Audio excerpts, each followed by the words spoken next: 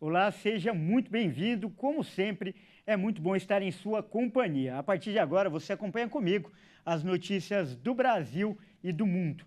Eu vou começar essa edição falando de imposto de renda. Começou hoje a entrega da declaração do Imposto de Renda 2023. O prazo para preencher e enviar os dados termina em 31 de maio. A Receita Federal espera receber entre 38 milhões e meio e 39 milhões e meio de documentos neste ano. A expectativa do fisco é triplicar o número de declarações pré-preenchidas em 2023. Nessa modalidade, o contribuinte já inicia a declaração com várias informações úteis, que facilitam o preenchimento sem necessidade de digitá-las. Mas é preciso que o contribuinte confirme as informações recuperadas pela pré-preenchida com os comprovantes de rendimentos recebidos.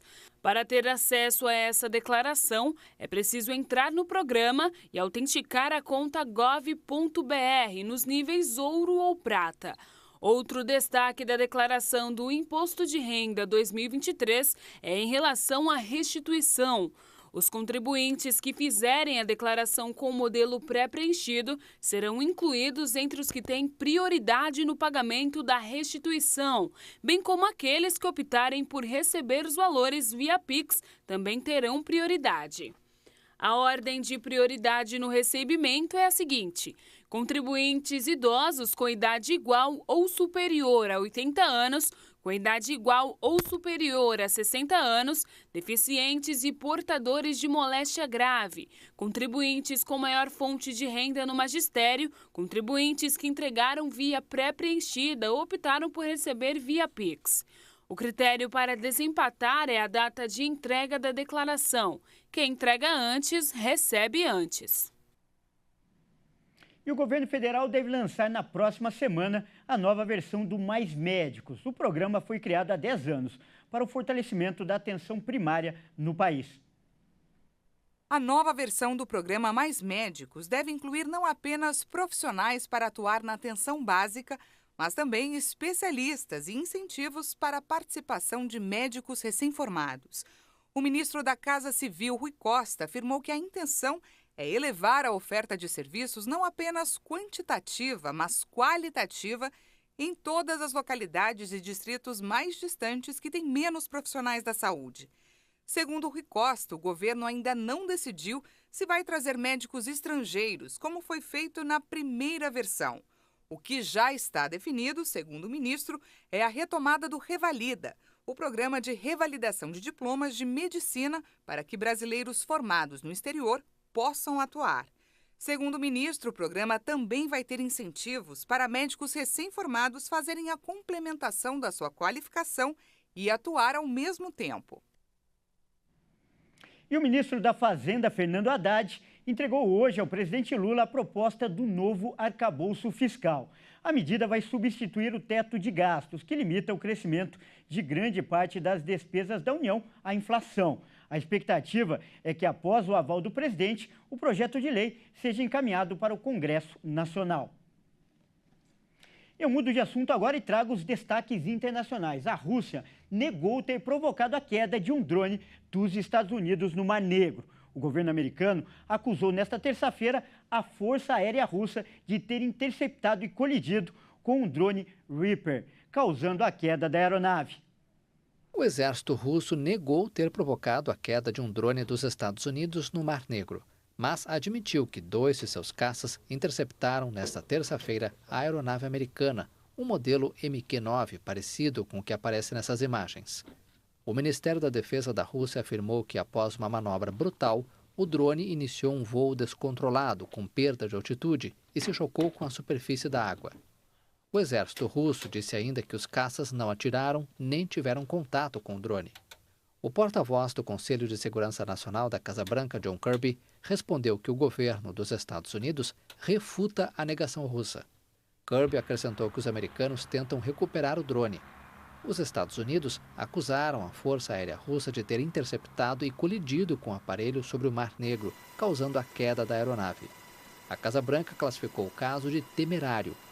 Segundo o Instituto Naval dos Estados Unidos, A colisão parece ter ocorrido no espaço aéreo em frente à cidade ucraniana de Odessa. Em sinal de protesto, o embaixador russo em Washington foi convocado ao Departamento de Estado na tarde de terça-feira e o embaixador americano em Moscou transmitiu um protesto por escrito, em mensagem ao Ministério das Relações Exteriores russo. Olha, e atenção a essa dica, no Reino Unido tem sobrado vagas de emprego e faltado trabalhadores. Um levantamento revelou que existem atualmente no país mais de 1 milhão de postos de trabalho abertos, mas não há candidatos para preencher. E por causa disso, o governo estuda adotar medidas de incentivo para britânicos e também para estrangeiros. De acordo com o Departamento Nacional de Estatísticas do Reino Unido, são mais de 1 milhão e 200 mil vagas disponíveis. Mas o governo britânico está preocupado, já que o mercado enfrenta uma escassez de mão de obra. E isso tem afetado a produtividade das empresas e o crescimento econômico do país. A falta de trabalhadores é sentida em vários setores, desde aqueles que exigem qualificação até os trabalhos mais simples. Faltam médicos, enfermeiros, professores, especialistas em tecnologia e até mesmo atendentes de hotéis e restaurantes. Com isso, muitas empresas estão recorrendo à imigração e trazendo funcionários de diversas partes do mundo. Em 2022, mais de 500 mil pessoas se mudaram para o Reino Unido de forma definitiva e com vistos de trabalhos permanentes e temporários concedidos por essas empresas. Para conseguir o direito de trabalhar no Reino Unido, os candidatos devem ter uma oferta de emprego oficial com um salário de pelo menos 25.600 libras por ano, o equivalente a R$ 162 mil. A crise tem sido tão grande que o governo anunciou uma série de medidas para tentar atrair mais britânicos e estrangeiros para o mercado de trabalho. Estão previstos incentivos para que aposentados voltem ao mercado e melhores condições para o registro de trabalho para estudantes. As medidas fazem parte do orçamento federal do Reino Unido para o ano fiscal, que deve começar em abril. E olha só, hoje, 15 de março, é o Dia do Consumidor, data em que o comércio oferece descontos e espera aumentar as vendas nesse Dia do Consumidor. Mas antes de fazer compra, é sempre importante calcular o quanto pode gastar e também ficar atento para não cair em golpes. Os lojistas estão otimistas com as vendas, que prometem crescer em todo o território brasileiro. Apesar do calendário recheado de gastos no início do ano, a data é considerada uma das melhores no primeiro semestre, principalmente para o comércio eletrônico.